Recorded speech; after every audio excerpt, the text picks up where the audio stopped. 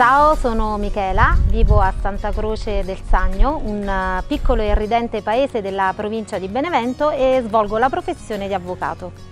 Sono past organizzatrice e figurante della manifestazione storica in costume medievale La Pace, una storia d'armi e d'amore.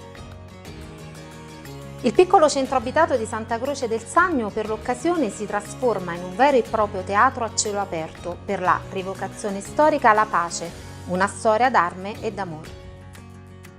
La storia si innoda su fatti realmente accaduti, come le invasioni saracene nell'ambito dell'Alto Sagno, dipanatosi poi nella storia d'amore tra Maribella, figlia del duca Cristiano di Santa Croce, e Seudan, terribile capo delle orde saracene.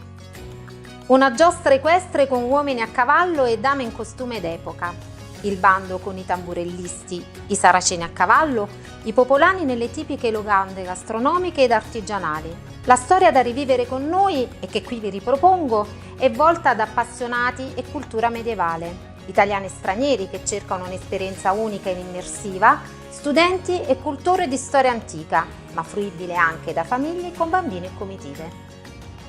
I protagonisti saranno immersi in una realtà che li porterà indietro nel tempo, dove impareranno l'arte dei banditori, l'arte della recitazione medievale e andranno alla scoperta di preziosi abiti medievali da ammirare, indossare e sfilare, in un'epoca di cavalieri e dame in costume, tornei equestri, accampamenti saraceni e popolari. Non mancherà la riscoperta di gusti della gastronomia locale del tempo, con particolare riguardo alle scorpelle.